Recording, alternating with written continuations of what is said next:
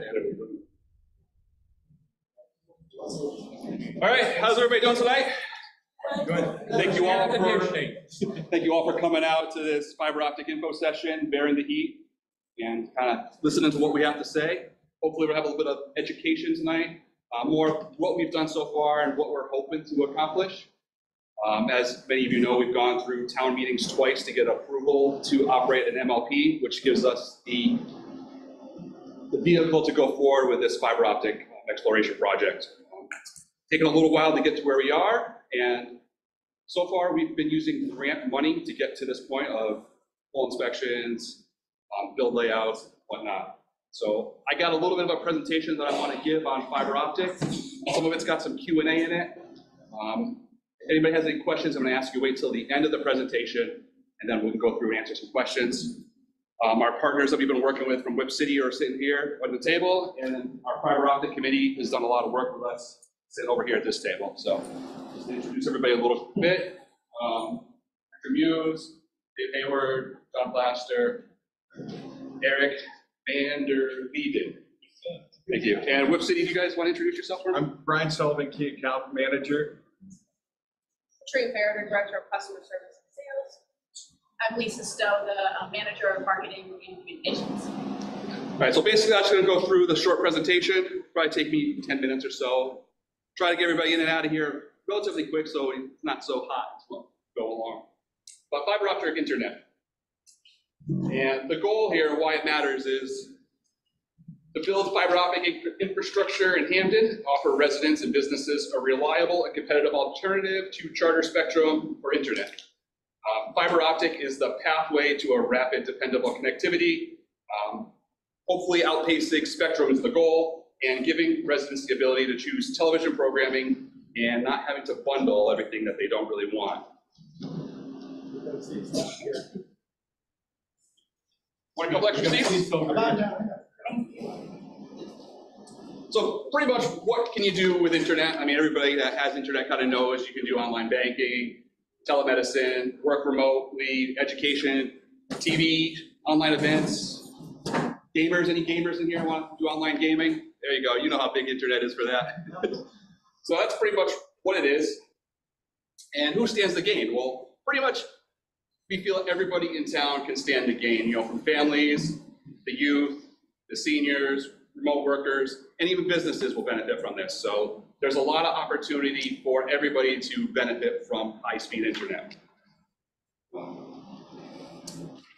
we have compiled is some generic questions. Q&A, so I'll run through those real quick. And what is fiber optic? And basically, fiber optic cables are made of thin strands of glass or plastic, and they're designed to transmit data, in our case, internet traffic, and it uses light signals, whereas most people now have coaxial cable, and you can't really transmit a lot of data fast through a old coaxial system. Fiber optic is able to carry large amounts of data very fast with minimal loss. And currently, Spectrum is only offering a coaxial system in town. Even though they do offer gig internet, it's still running through a coaxial system. And what that means is you can download gigabit, but you can't upload fast speeds either. So if you work from home and you do a lot of data transfers, you work in business where you're developing video files or anything like that, you don't have that ability to upload fast. You know, time is of the essence in those cases. Is television programming part of fiber optic internet? And the answer is no. What you would do is you would you would subscribe to the service, the fiber optic internet, and that gives you the vehicle, the pathway to choose whatever streaming services you want. There's many of them out there: Hulu TV, Fubo TV, YouTube TV, Sling TV, Netflix, and sports people will love NESN 360 because you can watch all the local sports straight that way. The other question we've had is, how can I watch local news and TV? And as mentioned before, you would get it through a streaming service. A lot of the streaming services like Fubo and Hulu, they offer local programming. You can also watch local programming, Western Mass News, WWLP TV, on their free streaming apps. You can download it right to your phone, your TV, if you have a smart TV, or any streaming device, a Roku, Apple TV, anything that plugs in, and you can watch their content for free. The other option to local TV is you get a TV antenna, and all the local channels, they still broadcast digital signal locally, and you can pull that out of the air for free. I don't know if a lot of people know that anymore. Like back when you had the old rabbit ears, they're still doing that, still pulling data out of the air. And the question that everybody always asks is how much is fiber optic internet cost as a subscriber? And our anticipation, our models for a residential rate would be $85 a month, and that would cover your gigabit internet service. Again, a lot of the streaming stuff that is out there, you have different varieties of services and vendors to kind of pick your own programming. You're not locked into one particular service. You can go through and pick whatever you want that meets your needs, whether you like the Hallmark channels or Nessun, or right now, if you want to watch Disney or ESPN, you can't watch any of those. Yeah, and there's no contracts. These are all month-to-month services. There's more here. These are all on-demand services where you can watch older programming that's been out on public TV. Hulu is good for that, Disney Plus, Peacock. You can watch a lot of the primetime shows that people are popular with. Some more questions that have popped up. Flip through here. What is gigabit? Yeah, what is that? That's a good question. So Dave reminded me that gigabit internet is 1,000 megabytes. So right now, typically Spectrum is offering, on the average, 300 to 500 megabit service, megabit service, I should say, correct? And that's download speeds. Upload speeds are max between 10 and 20. So the data transfer back to somebody is a lot slower, whereas gigabit internet is 1,000 megabits, and it's a lot faster data transfer back and forth. The question a lot of people ask, like Spectrum charges an installation fee. And with this service through WebCity as our vendor, there would be no installation service for fiber optic internet. It would be included in the service. Do I have to pay a monthly fee for an internet modem or a wireless router or cable box? And no, your modem and a standard wireless router would be included in the service.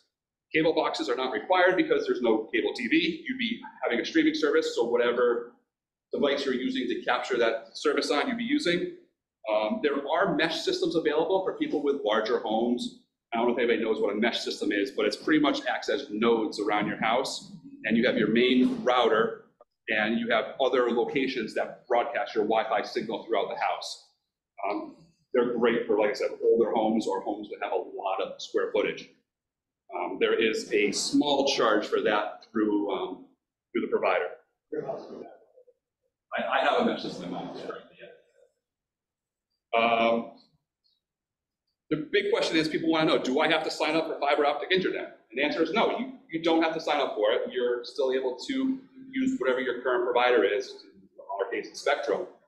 The goal of this is to give residents an option, a competitive option, a reliable option.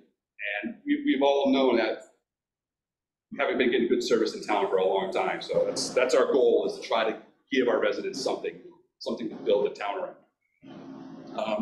The question of senior discounts. And this is just like Spectrum and other entities. They offer senior discounts and low-income discounts through federal and state programs, such as the Affordable Connectivity Program. Those are ongoing programs. So if you were looking to get a discount, you would reach out to the state and federal authorities who offer those programming discounts, and you would sign up for them and check for the eligibility. Excuse me. The big question that people want to know is, can they get phone service? And it's a little bit different with fiber optic or internet phone services. You would use a VoIP, it's Voice over Internet Protocol, and you could rent a service through WebCity. I don't know what that rate is through you guys. I think that's all determined. But you could buy your own. Go to Best Buy or wherever and buy a VoIP phone and plug it in, and you use it that way. There's a lot more to it that I don't quite understand, so I won't go too far into that. As far as how you would get streaming services, if you have a smart TV now, you'll be able to just download whatever streaming service app to your TV. If you have an older TV that has an HDMI cable, you can get one of these devices, a Roku, Apple TV, Fire Stick, a Chromecast. They also have converters too. If you don't have a HDMI TV, you would get a HDMI to coaxial adapter and you could go in that way. Not quite as efficient, but it works. So Whip City put together what they call fiber service areas, and I believe there's 9 of them. The town is broken up into 9 sections, and this is how the map would look. This is not necessarily the order or how fiber would get installed in town.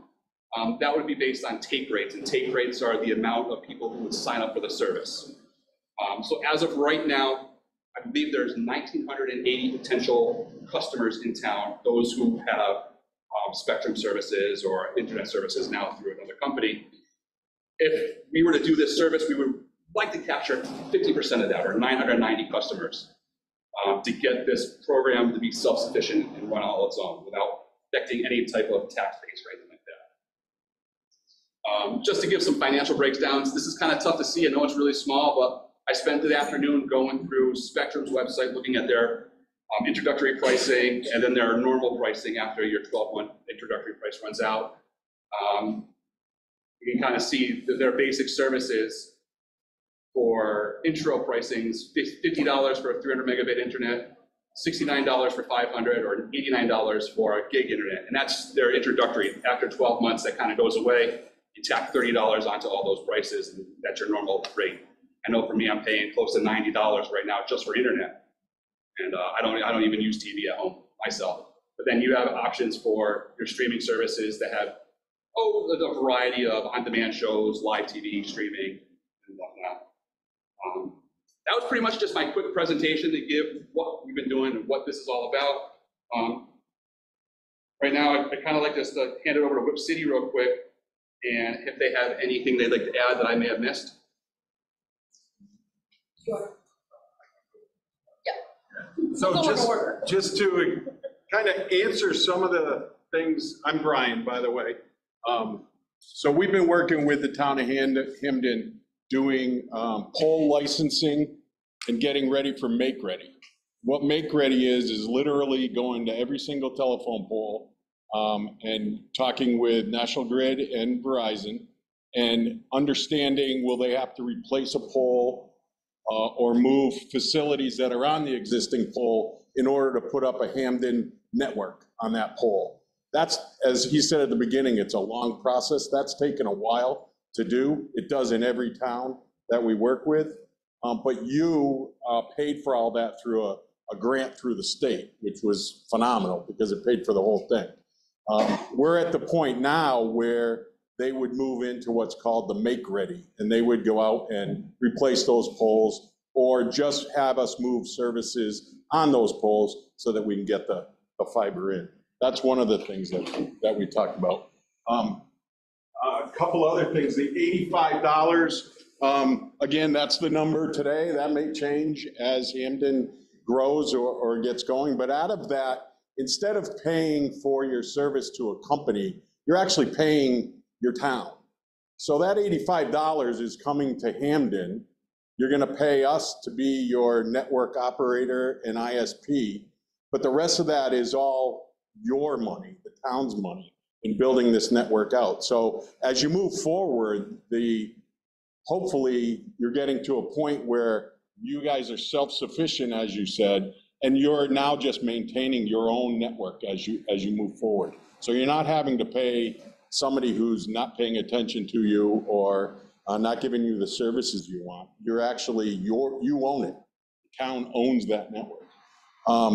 Talked about fiber being 1 gig service as opposed to what you have today. It's 1 speed in, 1 speed out. Well, fiber is symmetrical. So you're getting 1 gig for download, you're getting 1 gig for upload.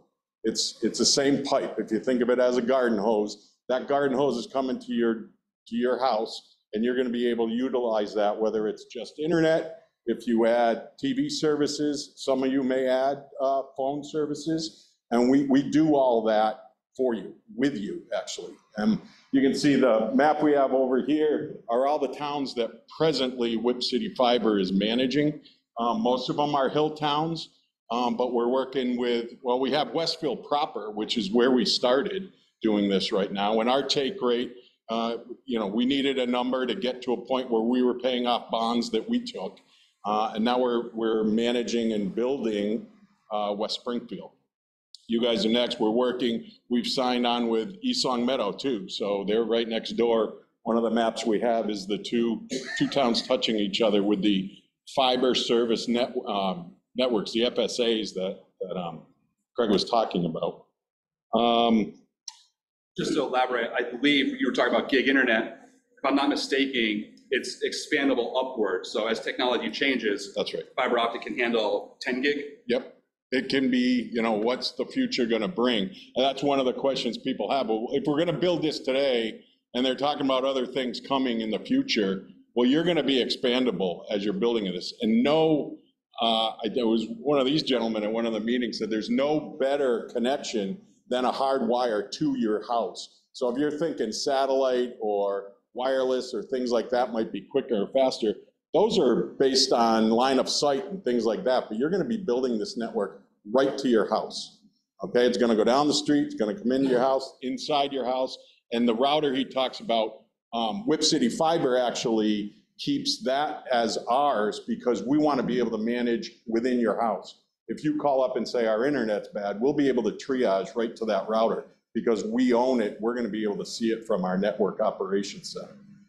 So that's a piece that some people don't know. The discounts, the senior discounts and things like that, the ACP, there's Lifeline, there's other things that are out there. We actually, as your partner, will help you get on those. So if you qualify or things, Katrine, I'm going to turn this over to her after, but her group, the customer service group, knows all those. And if you're applying for ACP, they're going to walk you through and help you get those discounts that come through, whether it's a state or federal reimbursements and things like that. And then the only other thing I put was VoIP, but I think you hit on the phone situation. I still don't fully understand VoIP, but. Yeah. Yeah. I don't know. Katrine, do you want to I was add just what I going to missed? add, I'm not going to go to the center of the floor. That's all Sorry, right. I am on No, I'll talker, stand up. right? I'll stand up. But I was going to add, through the process, we want to build trust and work with the community partners. So Lisa and myself, we work hand in hand on info sessions. So then I know some people are going to say, well, how do I stream this? This is important to me. What about my phones? What about my home alarm systems, my Ring camera? So that's really where we start coming on site, similar to these meetings, but as we get closer to actually deploying the fiber to your home. And then we work individually hand in hand with each resident, just to make sure that you're comfortable with the transfer of service and all of that. And then another takeaway is mybundle.com. So you could go there, you can kind of play around with what streaming service is good for me. Is it Amazon Prime? What are my must-haves? The Netflix and the Hulu. But we really we take pride in owning your own network. As Brian mentioned, and Craig, this is your town network, and then you're not going back into the investor-owned pockets. You can set your rate, and it's really planning for the future. I just got back from a Fiber Connect conference. That show, I know growing up, the smart home show, like your refrigerator's connected to the internet. Everything's connected to the internet now. I'm sure the Ring camera, your grandkids, you could check in to see the different apps. But there's the Quantum City. Basically, this is a 25 gig city, and it's really just ramping up. And then basically the future, I thought it was interesting. This meeting could be through holograms. So it's like so interactive. So really it's just future-proofing the network. So we're very passionate about it. And we have, and just so you're familiar with WG&E, Whip City Fiber is, in 7 years, we hooked up one customer and we're at over 16,000 subscribers. But really, it's your network and then referring a friend, nudging your neighbor. So we're very passionate about what we're doing, and we're happy to be here and through the process. But I'll turn it over to Lisa. I'm not sure that I have a whole lot to add. I am the marketing and communications manager, and so I try to help make sure that you understand at a level that you understand what's happening as we go through this process. I will tell you, our customer service team and our tech support team are the finest. If you have ever had a frustrating time calling to try to get assistance with your current provider, I can almost guarantee that will not happen with Whip City Fiber. We have a great team. They've really been well indoctrinated to know that it's customers first. It's your network. You're the ones who are paying all bills. you're paying the bills to your community and you're also supporting our community. And we want to make sure that you're happy. So it takes some people, some people are ready to go. They're like, yes, I love the idea of fiber. I really need that high upload and download. And some people say, I don't know. I don't really like chains. What would I ever use those speeds for? Like, they don't know. And we can work with you wherever you are on that spectrum and really help you understand like what the benefits are. And like Katrine said, it is your network. You're not paying off some shareholder for a privately owned company. You're paying back into your community, which is supporting the things that your community can do. It's supporting businesses who might want to come here, or other people who might move here to help increase your tax base. So, like, we are very happy to be here and certainly happy to answer any other questions that you might have. So, well, the other thing I want to address is funding for the project, and that's probably like the common question that everybody wants to know is, how much is it going to cost us? How does it affect the taxes? How are we paying for this? So the project itself is going to cost a little bit to build out the system. The goal is, as I mentioned earlier, to get a 50% take rate of customers to join into the service. And at that point, the service is self-sufficient. It's paying for itself on the customer base. That $85 a month charge, as of right now, I think 28 of it's going to go to Whip City for their ISP charges.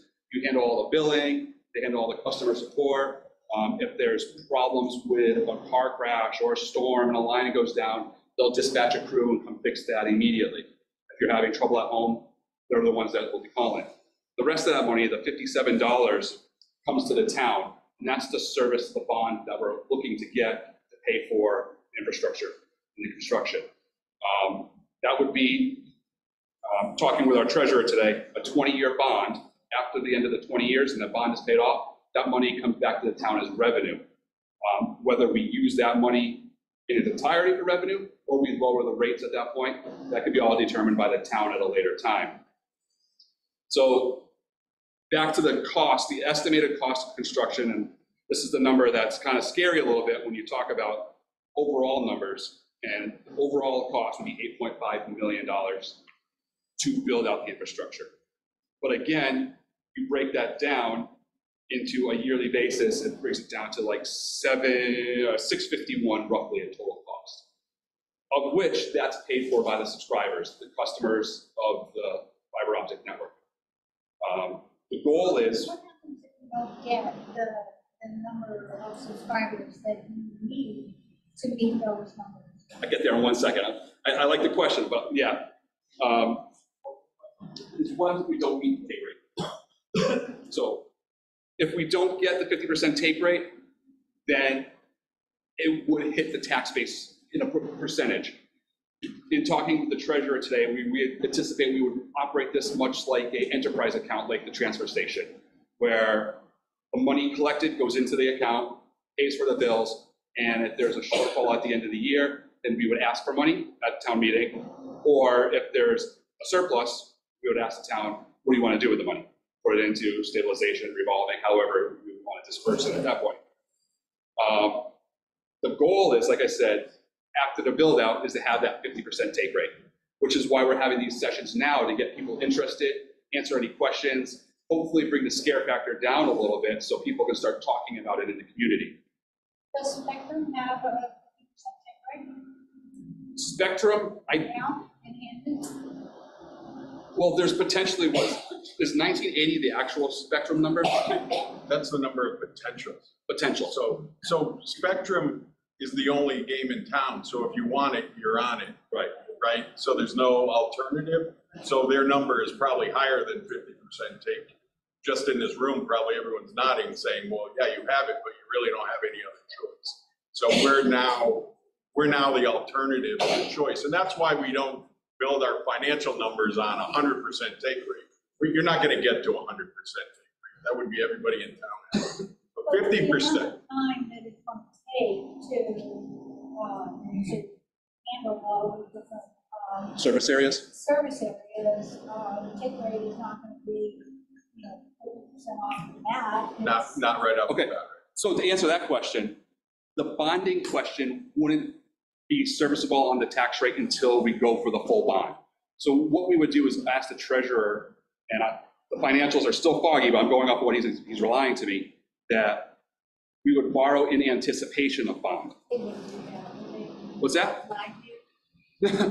I would hope not. You know, they're a good team around here, so I try to rely on people that know more than me on certain things.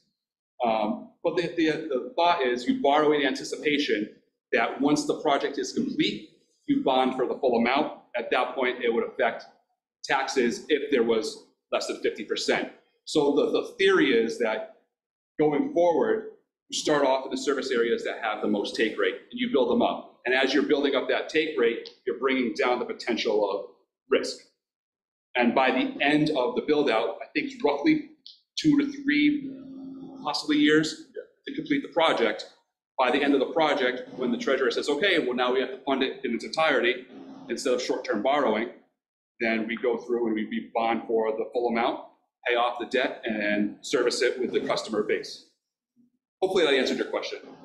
Craig, if I can raise a point here.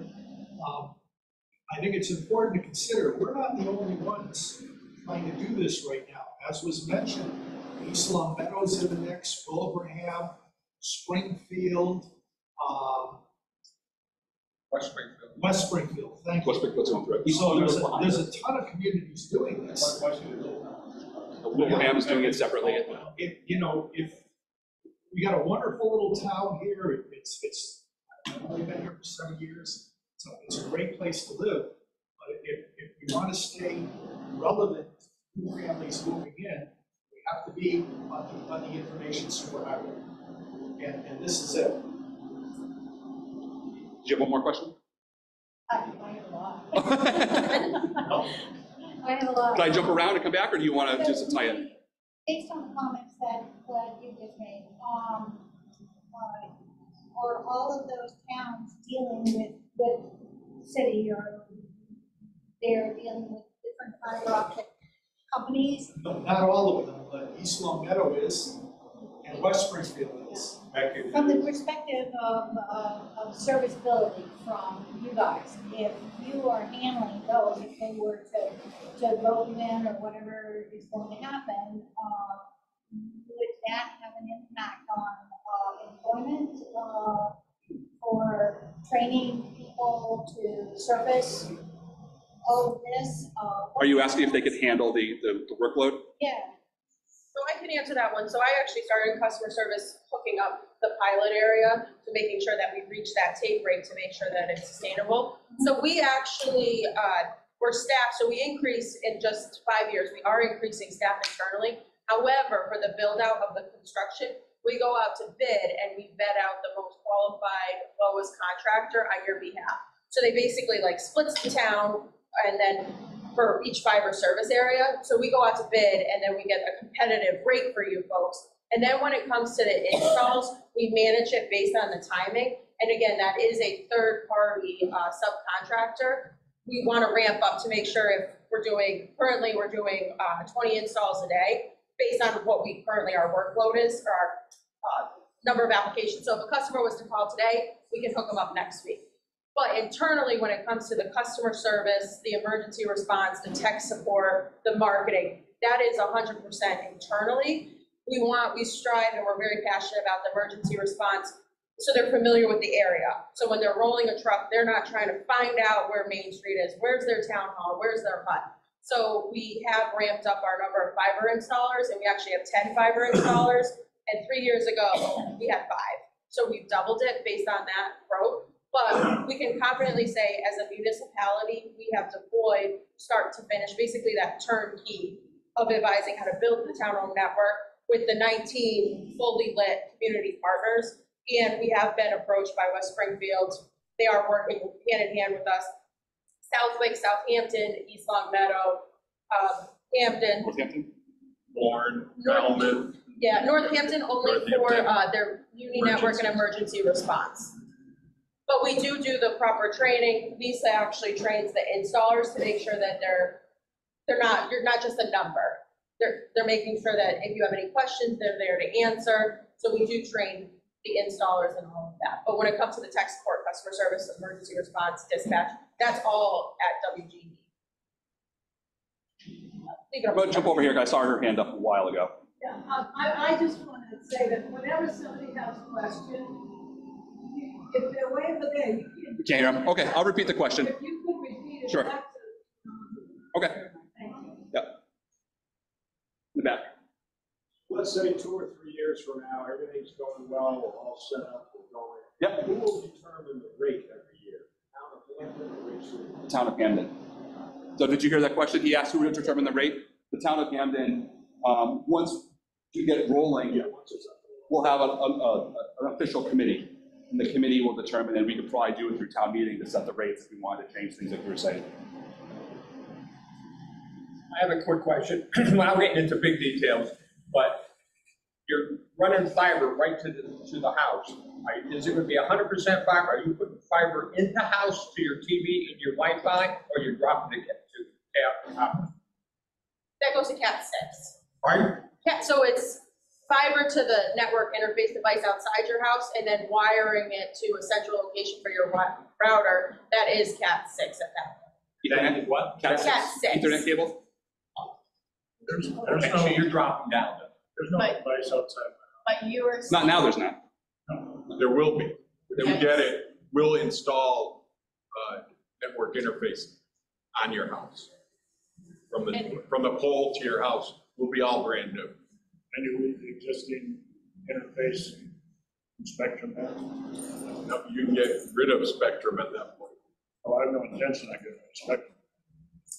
Have Your system backup won't handle TiVo, will it? TiVo, Yes, that's, it will Yes, handle it. you can connect the TiVo to your streaming. I mean, there is a way to DVR anything you're using, and I do believe that TiVo will work.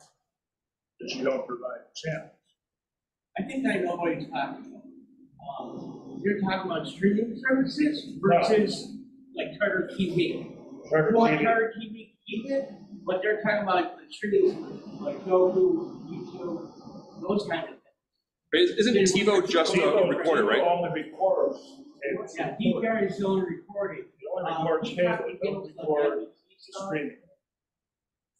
Mind if I just say something? So, just to kind of stem on your DVR question with TiVo. So, basically, so for instance, I have cut the cord completely in my house, the spectrum. Could you speak up, please? Sure, sorry, I have a very deep voice. Sorry, so I've cut the cord in my house. I have Spectrum.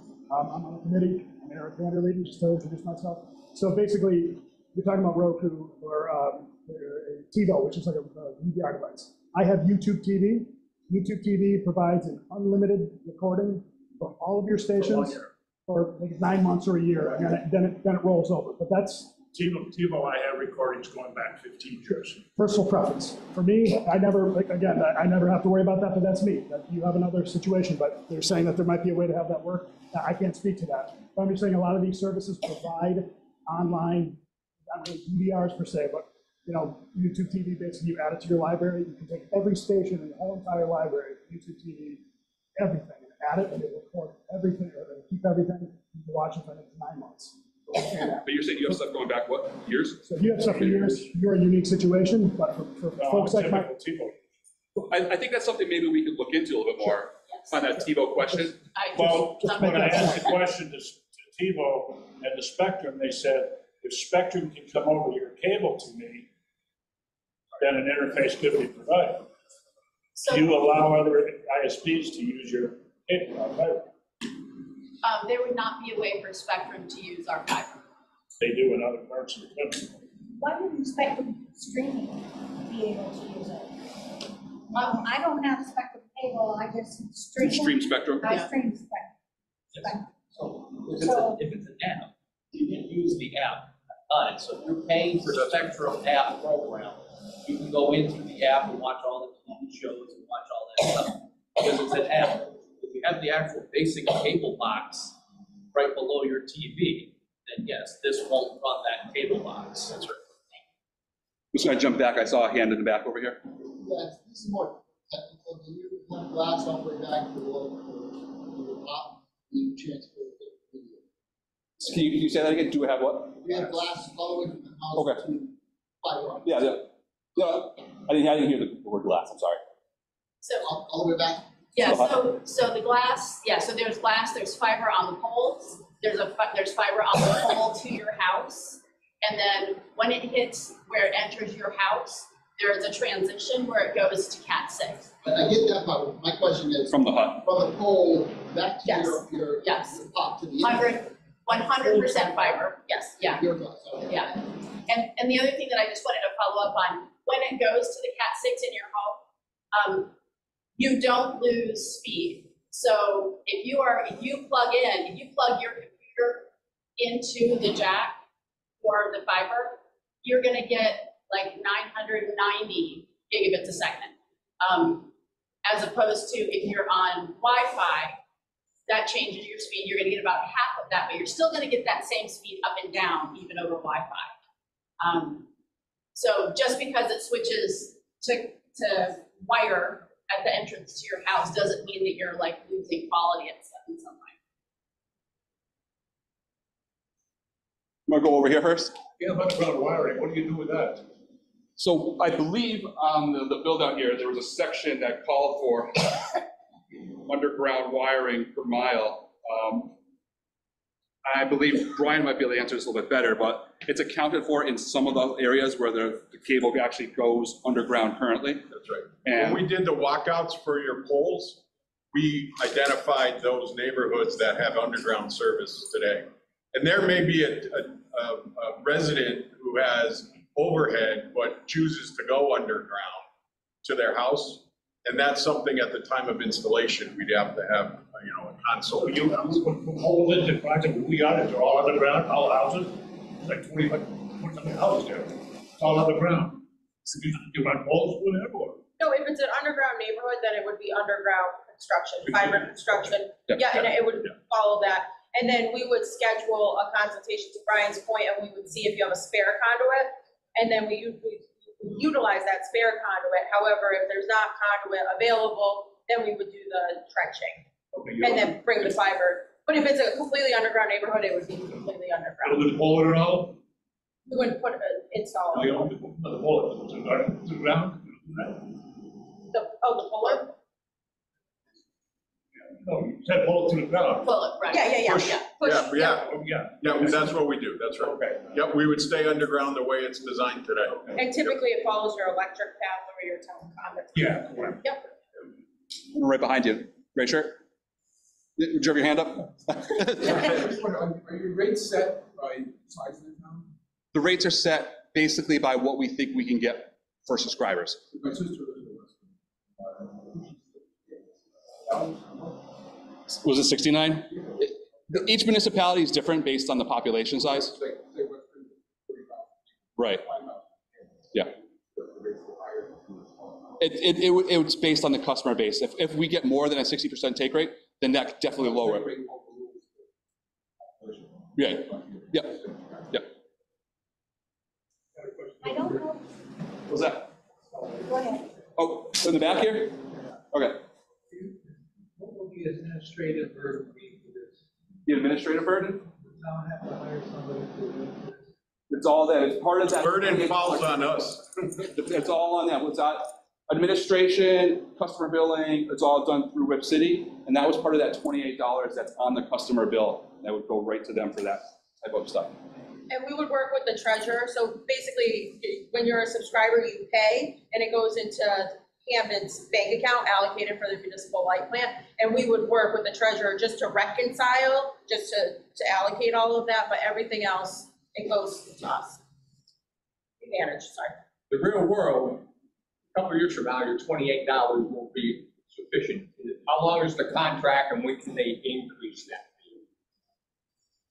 So the contracts that we're currently engaging with are 10 years so we can staff accordingly. I will say we have gone down. So for the community partners, we basically decreased the rate that we were partnered with them. But we are West Springfield $28 and before, because now the resources after the build out. But I will say, we're not like Comcast and the competitor where we're gonna increase, and then we did decrease. We actually, just to put it in perspective, we had contracts, and we actually reached out to all our community partners and said, let's supersede this contract. If you commit for 10 years, we'll give you a lower rate so we can hire 2 fiber technicians and get a new truck for each technician, so we can plan for that future growth. If you think of it as a business. Inflation's very real on this. Yeah, if you think of it as a business model, our business model would be, as we're adding subscribers, more subscribers we have, the more people we can hire, then we can manage that $28 given a 10-year contract. When that's up, we'd have to sit and negotiate again with Hampden, and I think, find out, is 28 good? Does it, where are we as a business and where is Hampden as a town? And that's the relationship we have. As Katrine mentions, the hill towns, we've had some of them for 5 to 7 years. Others just have lit up over the last couple of years. I mean, it's no different than we have with Charter now.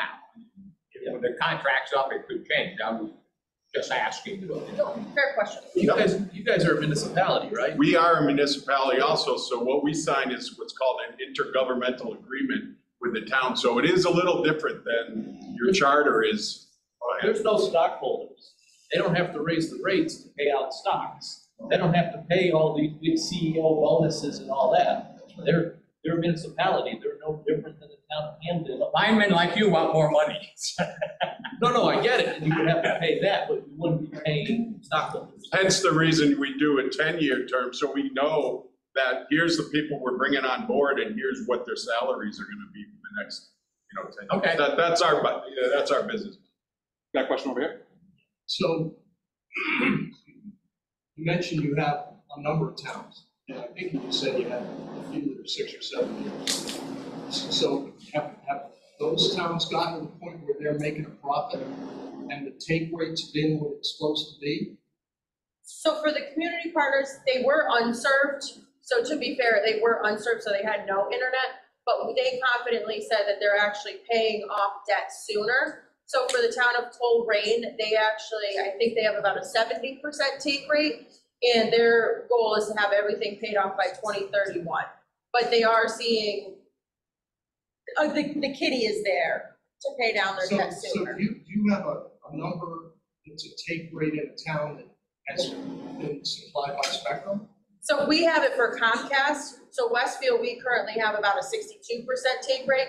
And I would say a lot of the reasons why it's not as higher is we're currently working on the multi-dwelling units. They're just more challenging. So we are conquering them, working with the landlords, the electricians, for instance, Hampden Village, that's a mobile modular home that we're working with. So that was in a released area. So that's why we're not seeing it's not built yet, but it's in a released area. And then we are currently working hand in hand with the realtors to start selling our services. And we're not fully deployed in Westfield just yet. So what are the people at Comcast and Spectrum who sit in the big office? They closed the Westfield office. What are they doing when you take all these customers? What happens down the road when Spectrum says, wait a minute? I mean, they've got probably way more resources than we've got. But what happens then? When Spectrum hit my wife and I, they raised the price today to get our bill. I think what you're gonna see out of the Spectrums and the Comcast and stuff, they're gonna change their model to go after other business scenarios. You don't think they'll be in the fiber optic business? They haven't yet, and one of the reasons why they haven't yet is how expensive it is to now build out a network like that. So if they're taking a 50%, so if we're getting 50% take, that means they still have 50% and haven't done a thing. They're going to be raising, this is just me talking, by the way, that rate for the people, that other 50 is going to increase. Because they haven't done a lot to their services in the street. And that's why some of the pole licensing and things like that are so bad, because they haven't upgraded any of their facilities and things like that. But we were in the town of Southwick, exactly like Hampden was doing, voting on their second vote to become an MLP. And Comcast had put out a flyer to all their customers saying how bad this was gonna be. And Southwick voted overwhelmingly like you people did, because for a few different things, by the way. Not all of it is just because you're tired of the incumbent company, but what we found during the pandemic with the hill towns is the amount of people that were able to work from home now that they had fiber to their house increased them staying in those towns and doing their business that way, that realized that how good a product they had for, you know, a charge, but a decent charge. And then the people that just come seasonally in some of these hill towns have now actually changed residents or staying in the hill towns more because of the potential to have that service out there.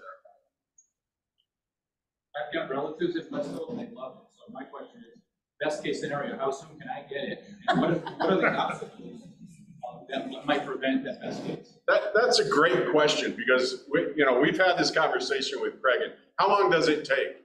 You're looking at up to 3. 1 second. So the first step would be getting the first step would be getting town approval to move forward with the project. Once that happens, then it's. Yeah, you're probably looking at a 3-year period, and it may be more, to do the pole work, to get everything run and lit, and to be able to put that first house online. I mean, love to say you vote tonight, which I know nobody's taking a vote tonight, but that we could be here soon. It's a process, and some of it is, most of it's out of our control. We're having to deal with the incumbent power company, the Verizons and the National Grids and the Verizons, to change the poles and things in the street to be able to allow us to do that. So, Craig? Hey, Craig? Hello? Hold on a second, Bob. We got Bob Markle, town administrator, is on Zoom listening in. We got one question. Hang on, Bob. With Spectrum, I bundled the phone, internet, and my television. Yes. To the tune of $199 a month, and they did just go up. I think what Spectrum is doing, considering the emails that I've been getting, they've been offering, you can change your channels, one channel a month. I think they offer that select plan where you get to choose, 15 or 25 channels? Been there, done that. And then it They changes. They went up on that. I started out at 188, now it's 199. If I agree to this, that means I have to do everything separately? I don't quite understand. Yeah, so in short, what you would do is you would. Could you repeat the question, please? She wants to know, right now with Spectrum, she's bundling. She's getting TV, internet, and phone through Spectrum. And what? Landline phone. Not cell. Right, so it's still a digital phone though, right? You don't have it's not a old school copper phone, right? Right. So she's bundling with Spectrum and getting the 3 services. She's wanting to know, now if we do fiber optic internet, does she have to do things individually? So the short answer is yes. You would pay for the internet service, and then you get to choose whatever you wanted for a streaming service. If you have a particular show or channel you like to watch, you'd have to get that, you look in to see who offers that. YouTube TV, Fubo, sports channels, everybody, depends on what it is. Nesson, yeah. Exactly. That's on Fubo. Yeah, Fubo. I just did it myself. So I can tell you sorry. I would say, or you can do the Nesson app, the Nesson 360. I think that's $30 a month, where it's just Nesson programming and all Nesson sports. So if you just watch. What's that? Added the $85 for start, it's going to go up and up and up. When I add in the channels I want. And it depends on what you're looking for, yeah. So if you go on. And if you go, I'm trying to find my presentation. I went on websites today to find out who offered what. And so yeah, say you wanted sports and you wanted to go through, say, Fubo TV, their charge for their 176 channels, live TV and locals is $74. 176 channels. That's what they offer, yeah. So I mean, and they have Disney, ESPN. I have a question about the mesh that you brought up. Yes. I have Google Home, and Yep. I have a 3-tiered house with computers, TVs, Yep. like 80-some Wi-Fi devices Yeah. in the house. Okay, I'm concerned because I have the Google Home to expand the internet service, the Wi-Fi service. Yeah, you broadcast your signal out further. There's going to be an extra charge That's. for to use the mesh What would be the alternative? Let me backtrack you there a little bit. There'd be an extra charge if you used Whip City's mesh network. You could continue to use your Google Home and not have to pay for it. Okay, so. But it wouldn't be managed from Whip City. You'd be managing yourself. It's pretty much the way it is now. Instead of using one of the pods for the router, I would be using the router from Whip City and modem from Whip City. No, you wouldn't be using the router from Whip City. You'd be using the modem from Whip City and your router. Your router. Yeah, so you're still able to use your own router and networking if you want to. As they were saying though, if you're tech savvy and it works out for you, that's the way to go. If somebody doesn't have that skill, Whip City can do it and it's completely managed. They can monitor it. My case, I have the same thing. I have a ASUS mesh system at home. I have pods all over the house. So I would do the same thing. I would use my own mesh system and just use their modem to connect my system and manage it myself. Frank, if I may, just to let you know, there's going to be a lot of hand-holding here. We're not, you sign up for the thing. We're not going to go, you bought it, you're on your own, figure it out. There's going to be, Whip City has excellent help, and this committee is working on some strategies to make sure that you're not going to be alone as you make the transition. Because we realize change can sometimes be daunting. So, yeah. I saw a hand in the back first, then I'll come to you, Andrew, and then I'll go over here. I have a question on the comment now. Whose decision was made for above ground versus below ground for the wire?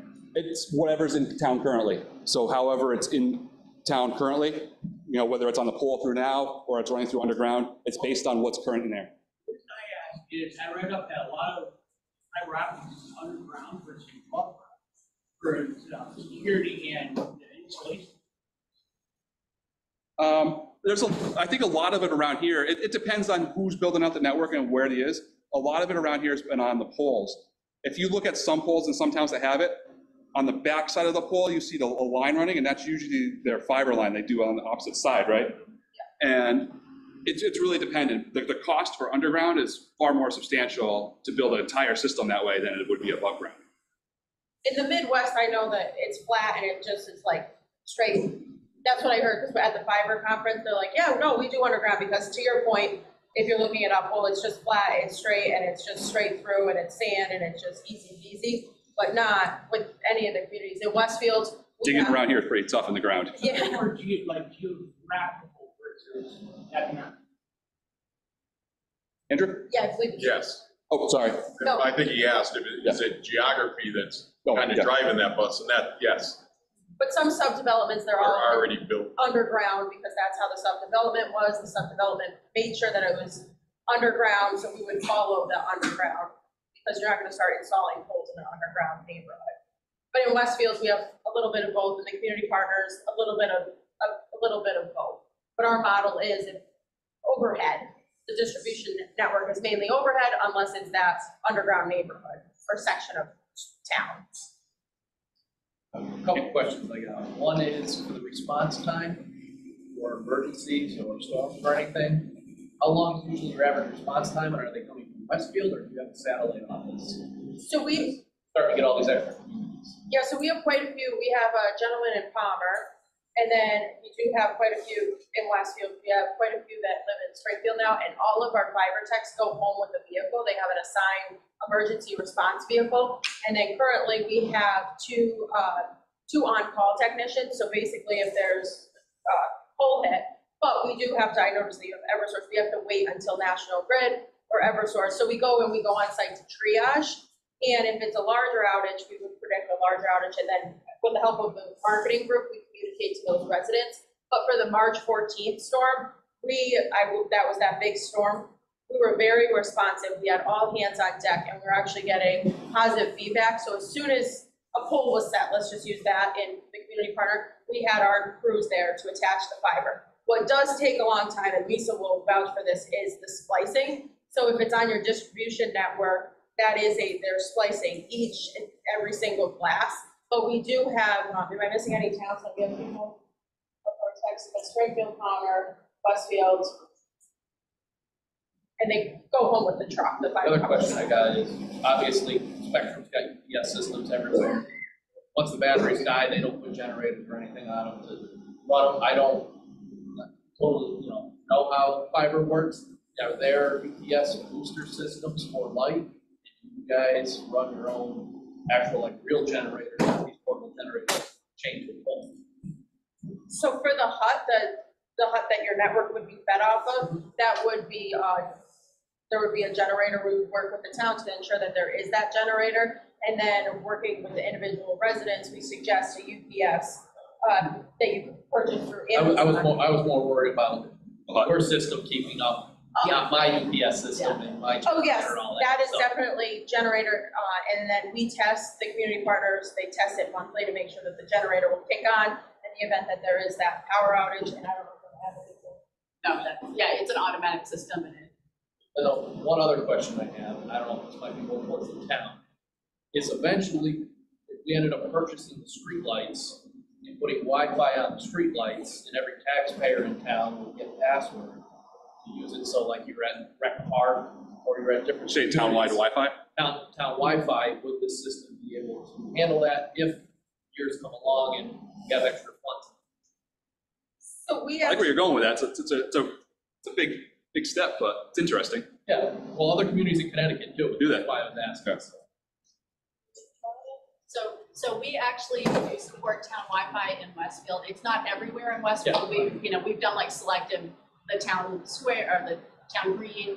We do at the Little League ball field, that's at the Tech Academy. So places that we know there's a lot of public use, we do provide that kind of Wi-Fi, and it's a matter of installing some Meraki's and making that decision. I don't think it's an enormous cost, like it's not some outrageous cost to be able to do that. It's just a matter of deciding that you want to make that investment for this part of town or that part of town.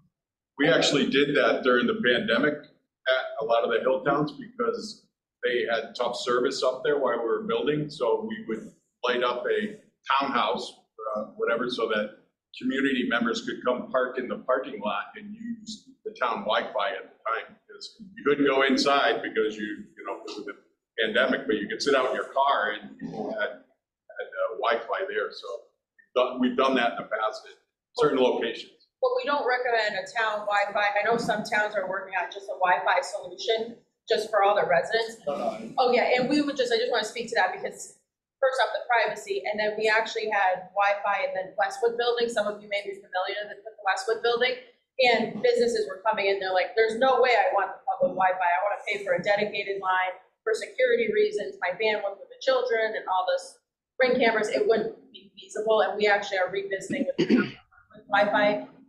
Holly, they have a Wi-Fi and it's 20 megs. It's not sustainable to work from home or do school. But yeah, that's definitely an option, and we're happy to help with that. Before I take any more questions, I think our town administrator, Bob, did you have a question earlier?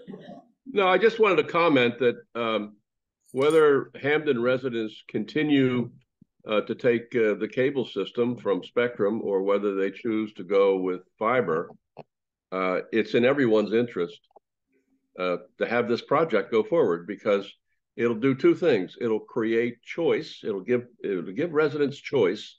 And secondly, it'll create competition. In the area of competition, I have a condo in another community, and this is what I received in the mail today. $25 for 600 Mbps.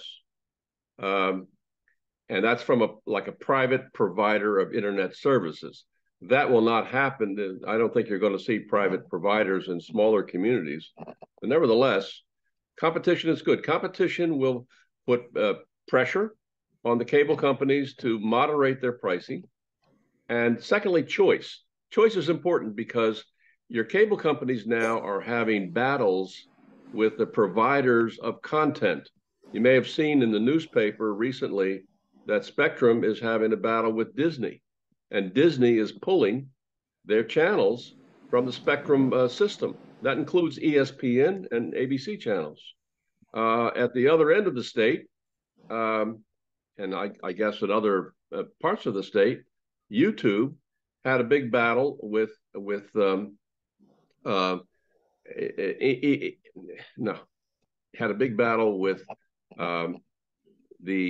New England Sports Network in NESN. And so NESN decided that they would disaffiliate with YouTube. And so if you want to watch the Red Sox, you have to pay an extra $30 a month for a separate NESN service. Well, there's another way to do it. Rather than continue with YouTube, you can go to Fubo. Fubo has NESN service. And so that kind of choice becomes available to residents. If they don't like what one service is providing, or if something changes that's not to their liking, they have a choice of going to another streaming service. And I think that's in everybody's benefit. Thanks, Bob. Choice and competition. I know there's a few questions going around. You got a quick one? Well, yeah, to Bob's statement about competition. Yeah. Unfortunately, we have a contract with Spectrum with the town of Hampden, so we can't have competition. If we didn't have that contract, we could have Comcast or Xfinity or whoever in town to compete. That contract is actually up in next year. Well, next year. But that's so if it's up and then we have open competition, do we need Whip City? I think that the topic has been brought up before I was around, that they had mentioned that nobody, like another company would have to come in and buy the infrastructure out from Spectrum. And at that point, not many people were stepping up to do it. And that's the slower infrastructure. I mean, you know, Spectrum is a garden hose. What these folks are offering is a fire hose. Got a question over here earlier, so then I'll come to you, and I got one in the back over here. Just today, I signed up with T-Mobile cheap 5G network for the internet. It costs $50 a month, that's a fixed cost. And I canceled my internet connection to Spectrum the same day today. It's working just fine. The question is, what would be the advantage of me switching over to new cities rather than dropping the 5G network? I think we touched on it earlier about the direct connect. Your question. The question was, he signed up for T-Mobile 5G Wi-Fi for his home instead of using Spectrum, and he wanted to know what the advantage would be to go to Whip City as opposed to his Wi-Fi wireless with T-Mobile, I guess it was. Oh yeah, it's internet through the air, through the cloud. So the benefit would be direct connect. You know, you're having that hardline connection. There's no better line than a direct connect to something. With satellite or whatever, you're susceptible to atmospheric conditions, speeds. You're not always going to get upload and downloads at the same speed, and you're probably going to get capped. I know like Starlink and those other ones, they cap you at a certain megabit. Like I think Starlink was 300 megabits last I looked. I could be wrong on that number, but I know there's a cap too as well. I did have one other question. Yes. Like you need more work, but I'll ask the question anyway. So just in today's morning, there was an article about a regional meeting where they were talking about utilizing various services amongst places like Hampton and East Park. What have you. Would it be advantageous for us, for Hampton to join in with those other communities to scale of economy by having like 4 towns involved? So his question, I don't know if you've ever heard it, was about regionalizing with some other community. Before we got our fiber optic grant, community compact grant to get to the point now, we actually looked into seeing if Wilbraham wanted to join us in that, and they declined. I think what you're referring to was the regional selectmen and board of select meetings, and they were talking, other communities are looking at doing their own fiber optic infrastructure. I think it would be each town's interest to maintain and operate their own infrastructure rather than regionalizing it for various reasons, customer base, take rates, pricing and stuff. Once you start going out, then you start needing other towns' approval before you make any changes like that. So. But I would add that what we would do is work on a redundancy, so then the backhaul, you can work with your fellow communities such as Eastline Meadow or neighboring if they are fiber to the home. So currently we're working individually with towns, but we did work on a town ring or a cluster of a ring. So in the event that there is some natural disaster or whatever, it is self-healing, and then we did work on redundancy, reliability, and resiliency. But it is better, to Craig's point, then it kind of, we're finding, well, who's gonna pay for the truck roll? Well, that truck roll was in your community. my community's been great. Oh, you have a 30% take rate and we have a 60. So it's, sometimes those are challenges that you may face. I'm gonna jump in the back if this gentleman had his hand up for a while.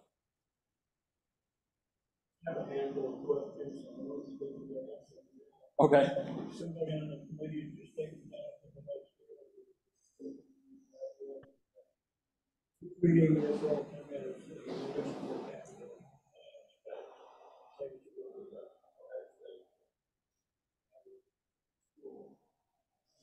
dealing with finance. It seems to me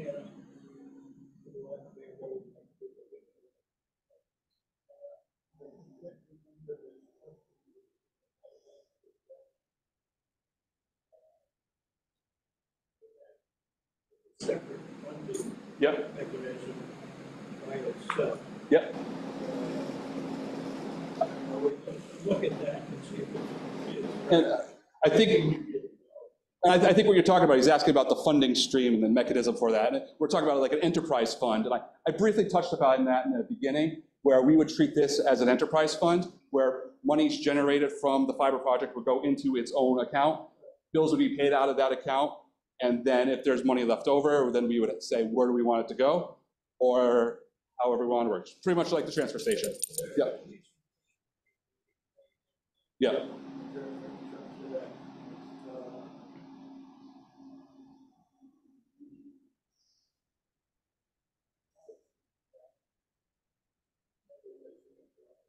Yes. Yeah.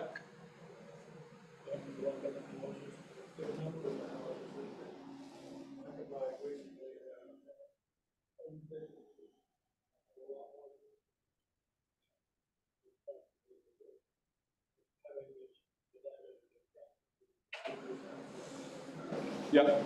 But at the same time, I don't have a home business. Is there a consideration for tiering usage? Of data usage? So the question is to tier data plans? Yeah. I can answer that right now for you. I asked the same question, and I asked it to Whip City, and there's no benefit to tiering a data plan for fiber optic, because what you get is what you get through the line. If they want to throttle you down to a lower thing, that's actually more work to throttle your bandwidth to get to a lower rate.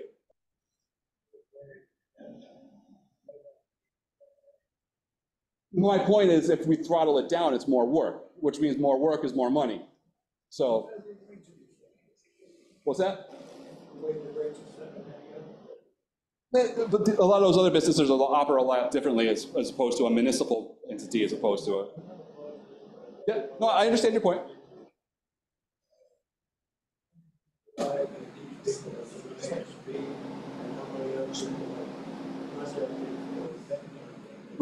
Those track record, our town administrator had worked in the past about lighting up Beckett when he was there. He had some positive things to say, and he's been through the experience before. So it was a vetted process. What's that? Well, he was an administrator up in Beckett, so he knew how it operated. Yeah. I don't know if you've looked around, there's not many people offering around here. There are companies out west. Yeah. Okay. I'll consider the question. Thank you. All right. What's that? If you get the 50% that you're talking about,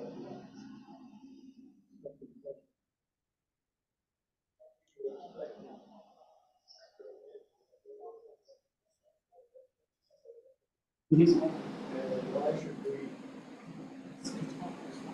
put that at risk? Get a risk of this risk without some kind of evaluation of what we got.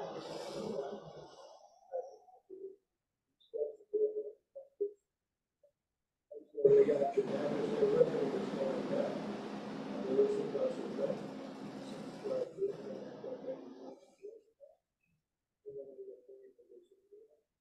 You're looking for what the repercussions of pulling customers from Spectrum would be?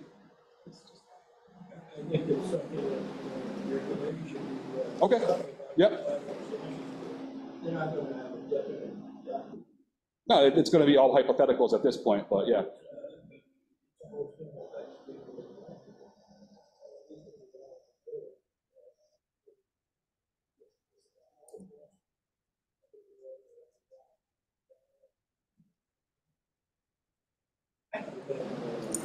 All right, I got a couple questions up here.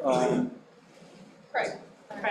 Oh. Could I actually just speak to that Oh, for 1 second? are you okay for 1 second? It's come up twice now. In Stand Westfield, up, please. sorry, oh yeah. Can't hear you over. So in Westfield, like we've said, we have Xfinity in town, and they would have been there long before we were, and Wade came in and started doing this fiber optic network, and they weren't happy about it, right? And we said, look, like, we're just putting our cards on the table. We have great customer service. We're gonna give you a beautiful installation experience. We're not gonna charge you for fees. We're not gonna charge you for equipment. We're not gonna charge you if you need help getting your printer connected.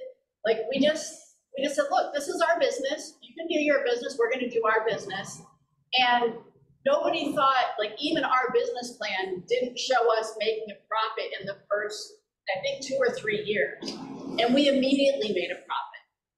So we were doing the things that were making our customers happy, and people came to us in droves. Like Patrine said, we're over 60% take rate. And, you know, areas that we built first have a much higher take rate because the neighbors talk. They say, oh, you haven't made the switch yet, Brian? We encourage you to make this switch today because Whip City Fiber is great, and I can always call them. So Comcast did get their knickers in a knot.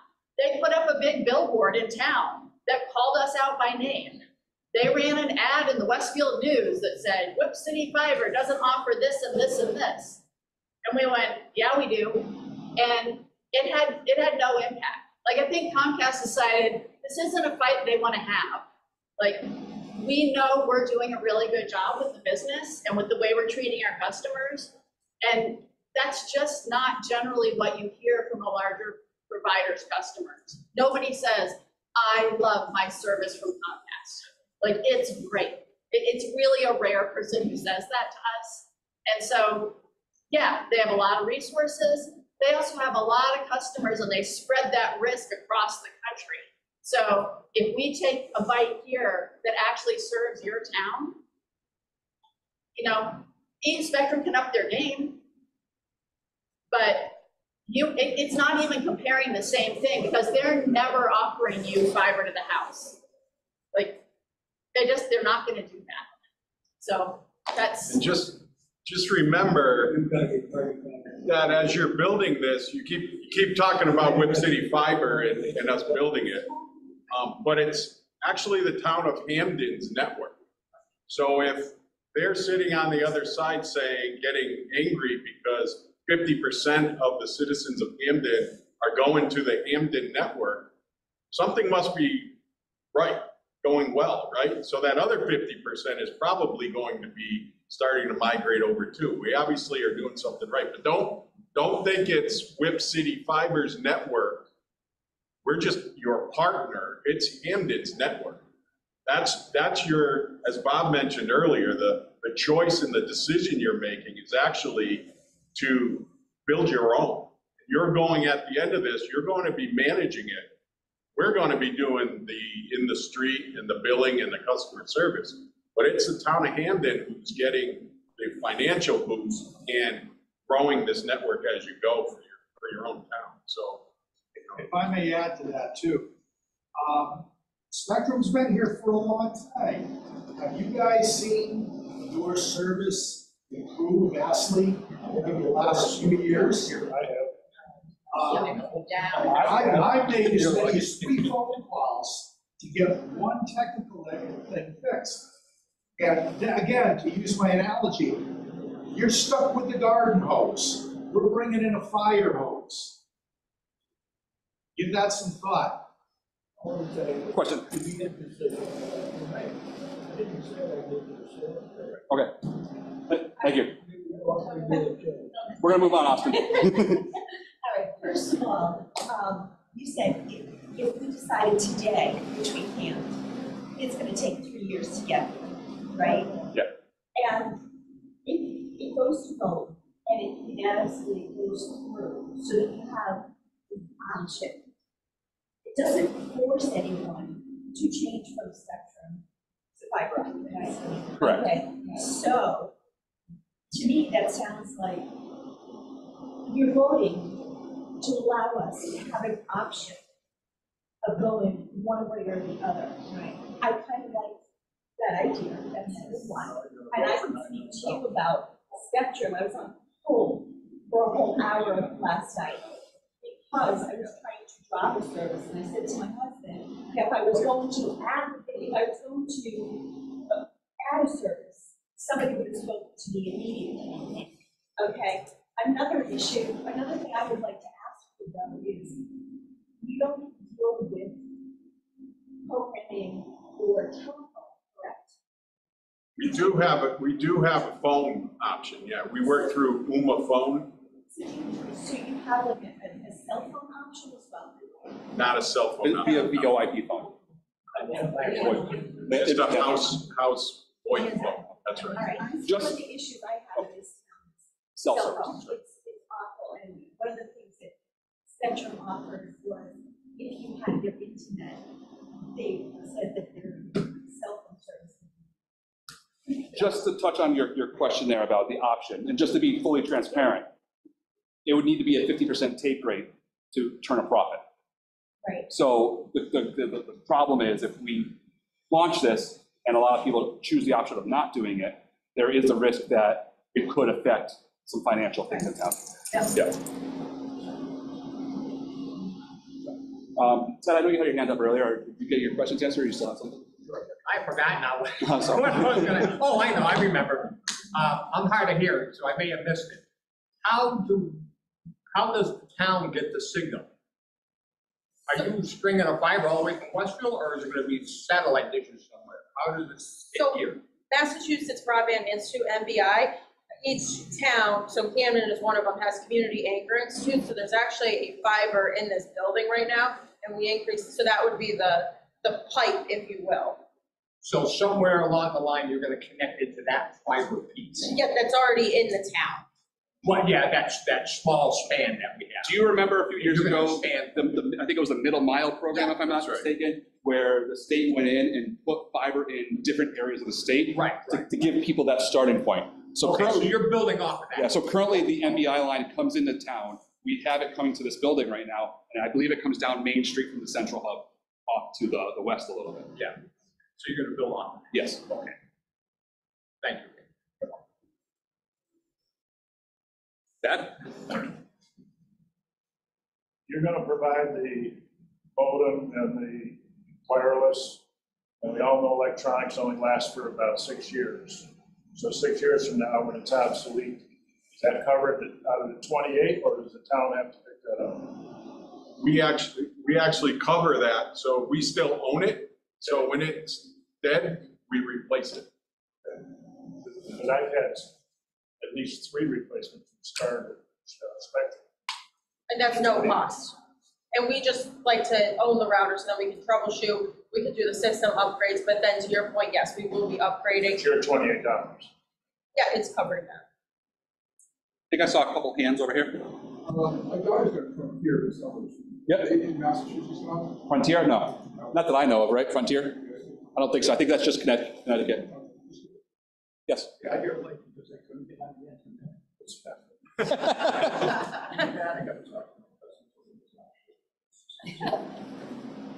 You may have, so this already came up, but the contract's up with Spectrum next year. Yes. This is, you're talking 2 or 3 year process. Yes. What is it, how long is the previous contract with Spectrum? Yeah. 3 years. I believe it was 3 years. Bob, do you remember offhand? Was it 3 years or 5 years? He's muted.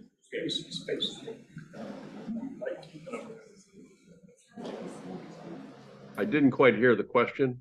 Do you remember our current contract with Spectrum? Was it a 3-year term or a 5-year term? I think it was 10 years. Oh, it was a 10-year term. Okay. Yes. So the town would have to renew a contract with Spectrum, yeah. Yeah. some light up. Hopefully 10 years. It's whatever is in negotiations. I can't say at that point. It's whenever we talk to whoever to renew a contract, we could say maybe we want 5 years, or maybe it would be another 10 years. I don't know what they offer. Well, that has nothing to do with it. Yeah, we can still continue on. But then we're not given options if we don't renew a Still contract. have 50% of people not on. Right. Question I got. So the town decides not to renew the spectrum. The spectrum owns the infrastructure. Comcast wants to come in. Comcast has to put all their own infrastructure, which now means you're back to the same piece that we're talking about now, waiting multiple years for them. And now you're gonna be paying $300-400 a month to have Comcast because the town doesn't oversee these guys are putting in. Yeah. That's why not going to that contract. And that goes back just to my speculation. If Spectrum wanted to install fiber optic in town, they'd have to go through all the steps we just went through with all applications, you know, the last 2 years of getting this project to where we are now. They just replaced their house. I think they still have to go through all the inspection process as well. I think they would have to attach fiber, and then they would be another attachee on the pole. If there was space. So the question, I can answer that one. There's only so much space on the pole. And if you want, if Comcast, Charter, whoever we're talking about, wants to put the fiber on the pole, they have to remove their other service if they want to go in the same spot, which now means everyone that's connected to that line is off until they finish building that. So if they start going down Main Street, everybody on Main Street has to be off to take that spot. And if it takes them 2-3 weeks, a month to build it, or even longer, they're off that whole time to do that. They can't run parallel with each other, so they gotta make all that space to run a separate line. That abandon the old line after they're done, right? And they do work, the utilities work in a FIFO order, the first in, first out. So Hampden does have all their full applications in through National Grid. I know we're running an hour and a half. Do we have any other questions of something we didn't touch on, or? Yes. Is there a web address that we can go online and pick up on some of the slides that we read from here? So my plan is, I've recorded the meeting, it will be posted online, and then the slides that I presented today, I can post on the town website as well, if you want that info. Okay. But we have a lot of questions on the website. If you go to webcityfiber.com, you can see all the communities that we're in, and then there's a lot of questions about cutting the cord, who we are, at webcityfiber.com. Webcityfiber.com? Yeah, I'll post an informational thing on the main page of the website within the next day or so. Okay? So bottom line, we're proceeding with this. No. Just not, we're not. We need town approval. When is that? So the plan is to give a couple information sessions, come back in the fall town meeting and say to the town, hey, you know, this is where we are. We have these pole inspections that we've done. The inspection process is only good for a certain period of time. And we will look for the town's approval to proceed forward with a bond anticipation to start the project. And the town meeting date is? Town meeting date is October 30th this year. Yes. When is the next informational meeting? We haven't set a date yet, but I think we're leaning towards, yeah, mid-October maybe, early October possibly. Sorry, your date meeting was October 30th? Our town meeting is October 30th. Yeah. Yep. Somewhere early October? Probably early October, we would have another one of these sessions and try to promote it again. I was gonna say, it could be a Saturday morning to get whatever works for the town. Do 2 in 1 week. A website or a place that we supposed to go through to ask questions? Or do we have something? Not quite yet. And how would that meeting be posted? How did you hear about this meeting? Just curious. Online or from postings? From word of mouth. Okay, it'd be the similar thing. It'd be a robocall like we had posted out this week. We'd post it around town, post it on the town website, and post it on social media as well, if you're on Facebook. And if you're not signed up, you could sign up for the town's automated phone system, where you could get a robocall. I don't know if you're on that system or not. Town website, sign up? You could sign up for the robocalls on the town website if you wanted. Yep. And just one other topic, Bob Markle had sent us a email earlier this week that the state is coming out with another round of community grants. Capital infrastructure, a lot of other needs are on there, so we're going to be actively looking for more grant funding and state funding and ARPA funding for the project as much as we can go forward. If we don't have any other questions, we've got an hour and a half in, kind of wrap it up unless anybody else got anything else they want to ask. Thank you. Thank you. All right, thank you all for coming. I really appreciate your time tonight. Thank you.